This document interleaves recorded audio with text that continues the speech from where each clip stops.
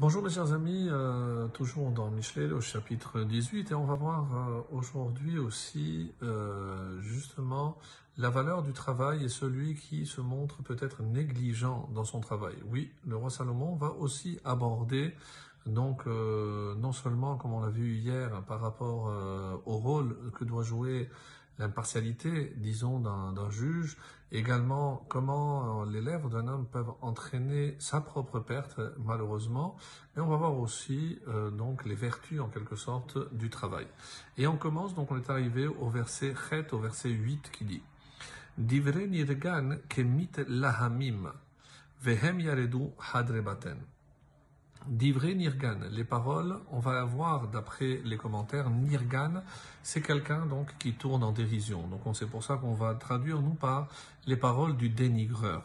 Ke mit lahamim, ke c'est une comparaison, comme, et mit lahamim, certains vont dire que ce sont des petites friandises, d'autres vont dire que ce sont des blessures profondes, et enfin, une troisième explication va dire que ce sont comme des petites particules, donc on peut facilement avaler.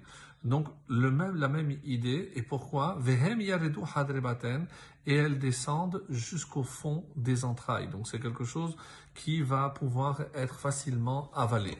Alors on va écouter par exemple le Ride qui dit comment il va définir le nirgan, un mot qu'on a déjà rencontré, et lui il traduit par Baal Lashonara.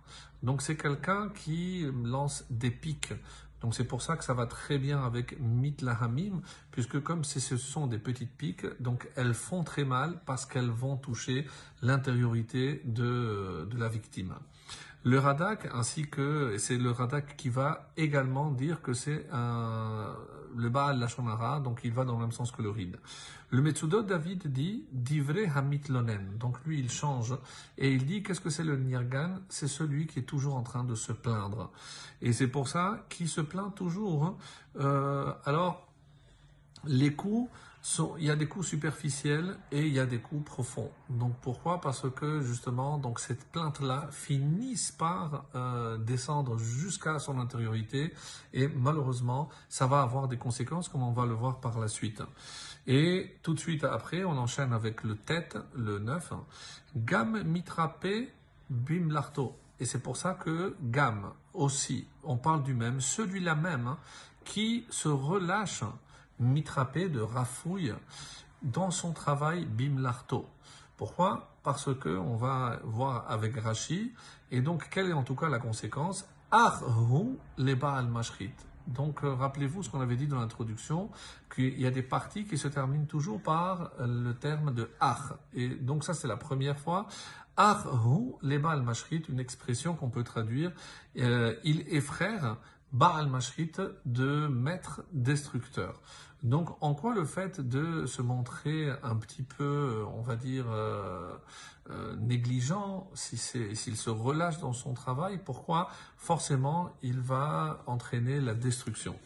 Alors, écoutons par exemple Rashi, et c'est ce qui va nous permettre de comprendre. La melacha, on parle ici de la melacha d'un juif. Et évidemment, la melacha d'un juif est ici, c'est pour servir à Kadosh Baruch Hu. Donc, qu'est-ce qu'il veut dire par le fait de se relâcher dans la avoda, dans son travail vis-à-vis de Dieu? Et c'est par exemple, Poresh min haTorah vehu talmid chacham.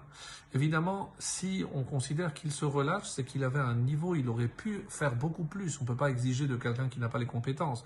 Mais il est talmid chacham et il se relâche. Et alors, Arhu le Baal Mashrit, alors il devient l'associé, le frère du Baal Mashrit ici, dit Rashi, c'est le Satan, ni plus ni moins. Le Radak, donc dans un autre registre, dira, on parle ici de Hatzlut, on parle ici de quelqu'un qui est fainéant. Yavo l'idée aniyut. Alors, qu'est-ce qu'il va se passer si quelqu'un ne prend pas au sérieux son travail? Il pourra être amené à la pauvreté et quelqu'un qui se retrouve donc sans moyens peut être amené à voler, et c'est ça, Arhu le Baal Mashrit, qui est ce destructeur, celui qui va voler, ou encore, peut-être, dans le meilleur des cas, celui qui va être obligé de tendre la main. Le Gaon de Vilna nous dit que la première partie ici parle que celui qui se relâche dans ce qu'il doit accomplir. Et qu'est-ce que, c'est un petit peu dans le registre de Rashi, Donc, qu'est-ce qu'un juif doit accomplir? Ma'as mitzvot assez. Donc, pourquoi? Parce que la mitzvah assez, donc je dois agir, je dois accomplir une mitzvah, entraîne forcément une énergie. Je dois me lever le matin, je dois mettre les tefilines, donc ça implique forcément. Donc quelqu'un qui se relâche, dans la première partie, c'est les mitzvot assez, et dans la deuxième partie, donc qu'est-ce qu'on a dit? Achru les bal mashrit. Il peut entraîner la destruction. Dans quel cas? Si il vient aussi à négliger et à ne pas accomplir les lavim, c'est-à-dire les interdits. Puisque là, c'est beaucoup plus grave. Lorsque je transgresse quelque chose, il se détruit. C'est comme ça que le Gaon de Vilna explique.